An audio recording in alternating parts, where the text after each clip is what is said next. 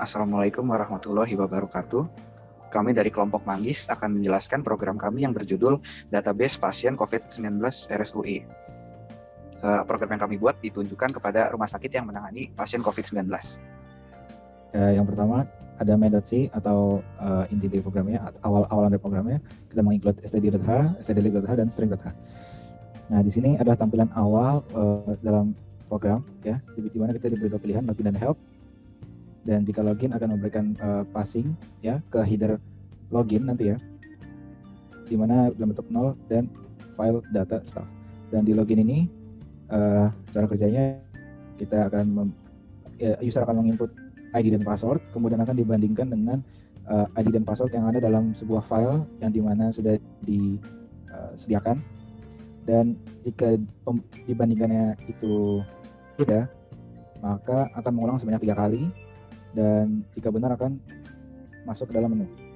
Dan di sini kita menggunakan array, ya, untuk input ID dan passwordnya, dan menggunakan pointer untuk memotong string-string yang ada dalam file.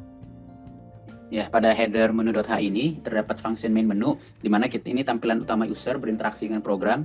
Kita di sini bisa memilih, yaitu dengan memasukkan input sebagai inputnya, dan input ini yang akan menentukan switch case mana yang terpilih dan akan masuk ke function-function yang terdapat di pilihan tersebut. Oh ya, untuk case yang kelimanya ini sebagai help-nya, ya. Ini untuk help. Lalu case 6 itu ketika user dibalikkan, kalau pilih 6 maka user akan balik ke main function, dan defaultnya berarti user telah masukkan pilihan yang salah dan akan balik ke main function, main menu. Header pasien_dat secara umum berfungsi dalam penyimpanan data pasien. Poin penilaian yang kami gunakan dalam header ini ada ketika input yang dimasukkan oleh user tidak sesuai, maka akan muncul pesan kesalahan dari program. Lalu poin selain itu kita juga menggunakan structure untuk penyimpanan datanya. Bisa kita lihat. Nah, di situ struct.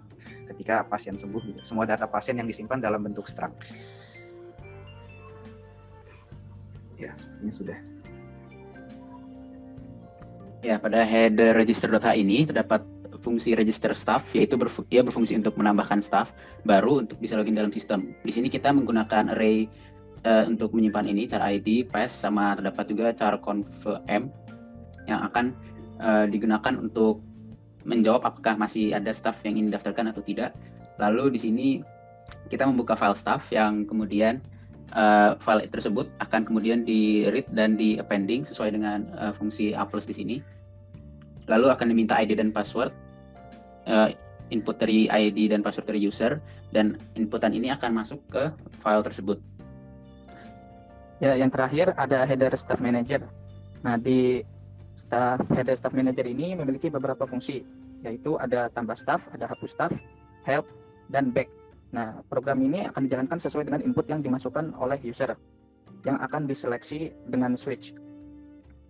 Nah, terus ini ada function hapus staff untuk menghapus staff yang sudah terdaftar dalam sistem. Berarti akan terhapus juga di file staff.txt-nya juga.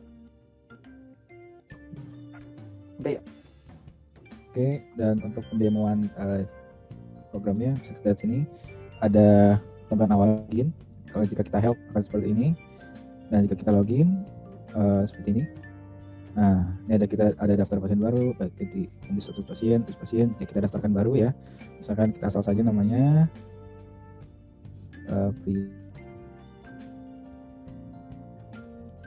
sakit, ya, dan benar. Oke, tidak. Nah, terus kita ingin mengganti status pasiennya. Pertama kita lihat dulu list pasiennya, kan. Ada 2 nih, kan. Sebelumnya sudah kita masukkan. Nah, yang tadi kita masukkan itu sakit, ya. Dan kita ganti status pasiennya. Kita ganti status pasien pertama dari sakit menjadi sembuh. Apakah mengubah status pasien lagi? Tidak. Oke. Kita lihat list pasien akan berubah jadi sembuh, ya. Terus ada manage staff, dan ada tambah staff, fokus staff, dan sebagainya. Terus kita kembali saja. Itu help maksudnya. Kita kembali saja. Dan di sini juga ada help di menu untuk memberitahu itu fungsi buat apa aja. Dan kita bisa logout. Nah, ini program ini bisa dijalankan berulang kali sesuai keinginan user. Sekian dari kelompok Manggis. Terima kasih.